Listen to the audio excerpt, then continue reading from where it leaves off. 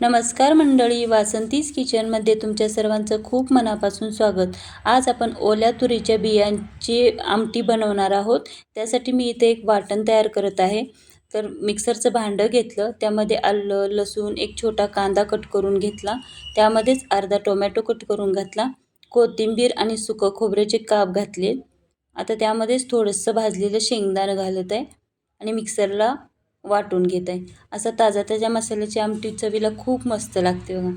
आता गॅसवरती कढई तापवून घेतली आणि त्यामध्ये मी तुरीच्या बिया भाजून घेत आहे बघा। चांगल्या अशा तुरीच्या बिया भाजून घ्यायच्या, म्हणजे आमटी आपली खूप मस्त लागते। कच्च्या बियांची आमटी अशी कच्ची अशी त्यात बिया लागतात, अशा पद्धतीनं भाजून केलं की आमटी खूप मस्त लागते। भाजलेल्या बिया काढून घ्यायच्या आणि त्याच कढईमध्ये तेल टाकून घ्यायचं फोडणीसाठी। तेल तापल्यानंतर जिरे मोहरी फोडणीला टाकायची आणि आपण वाटलेला मसाला टाकायचा। मसाला 1 मिनिटभर चांगला तेलामध्ये परतून घ्यायचा। नंतर त्यामध्ये हळद आणि धने पावडर टाकायची। हळद धने पावडर टाकून झाल्यानंतर लाल तिखट टाकायचं। हे मी कांदा लसूण मसाला आपला घरचंच तिखट टाकलेला आहे। चवीनुसार मीठ टाकायचं।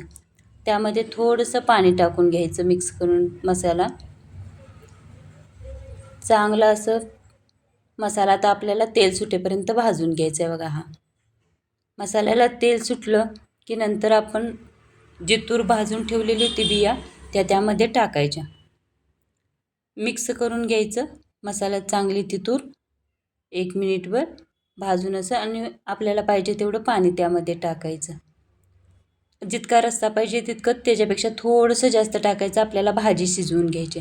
नंतर त्याच्यावरती झाकण ठेवून भाजीला चांगली उकळी येऊ द्यायची।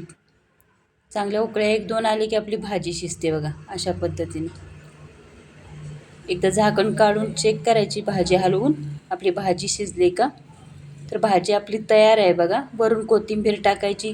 भाकरीसोबत चपातीसोबत ही भाजी एकच नंबर लागते। आता तुरी यायला लागलेत बाजारात, तर ह्या पद्धतीने एकदा करून बघा। आवडले तर लाईक करा, शेअर करा, कमेंट करा, चॅनलला सबस्क्राईब करा।